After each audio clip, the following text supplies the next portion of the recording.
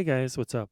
Welcome back to my channel. So today we're going to be talking about my stacking strategies for the rest of 2020. So far in 2020, my main focus has always been silver. Silver coins, silver rounds, junk silver, that's always been in the driver's seat. While gold, unfortunately, sat in the passenger seat, and I only decided to buy gold once I wasn't able to actually purchase any silver in mid-March. I've decided to really flip my strategy for the remainder part of 2020. Instead of focusing on silver, I'm going to focus to gold rather than silver. And so I want to go over just what my current stacking strategies are for silver and gold, and then kind of go over my new stacking strategies for silver and gold.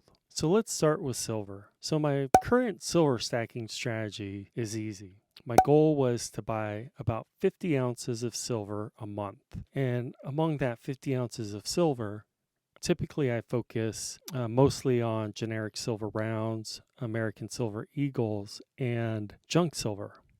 And especially junk silver, just because the premiums were so much lower than even buying generic silver round. And so the beginning of 2020, I did buy a ton of junk silver. At this point, I think I've got plenty to tide me over for a while. So like I said, I focused on those three categories mainly. I did not focus on trying to get a full monster box of American Silver Eagles. I pretty much bought whatever was on sale, and I was definitely driven by whatever was cheapest at the time in terms of premium over spot. And so when I would walk into my local coin shop, I would basically ask him what his price was for American Silver Eagles, generic silver rounds, and 90% junk silver.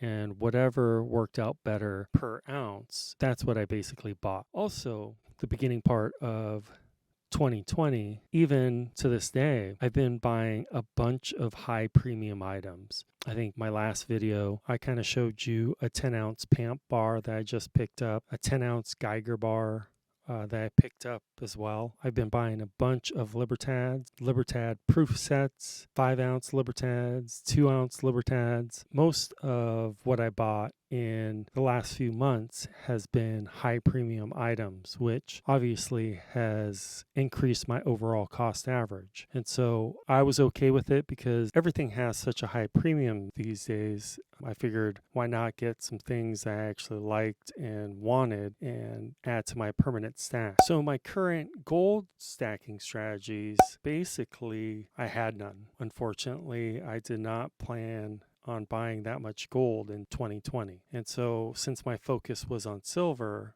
I basically only started buying gold in March once I wasn't able to buy any silver. And so bought a few 10th ounce pieces, a couple of quarter ounce pieces of gold. And once I was able to find more silver and start buying silver on a regular basis, gold kind of went by the wayside. So basically, even to this day, I typically will buy silver over gold.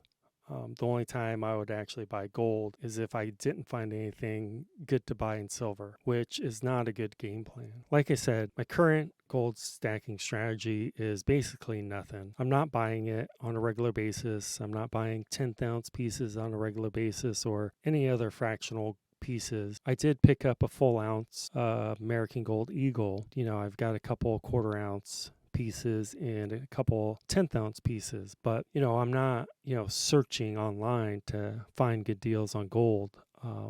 Like I said, it's just gone to the wayside basically. Before I bought my first 1-ounce American Gold Eagle, I was only buying fractional pieces, and like I said, mostly 1/10 ounce pieces, which the premiums on 1/10 ounce pieces of gold are fairly high compared to if I would just save up for a few months. It would be so much cheaper for me to save the cash for the next couple of months and buy a full 1-ounce piece of gold. But like I said, gold has been kind of sitting by the wayside. So what am I going to do for the rest of 2020? My new silver stacking strategies for the rest of the year pretty much is going to be very simple. I'm not going to buy very much silver for the rest of the year. My goal is to only buy 5 ounces of silver a week, which will come out to 20 ounces a month.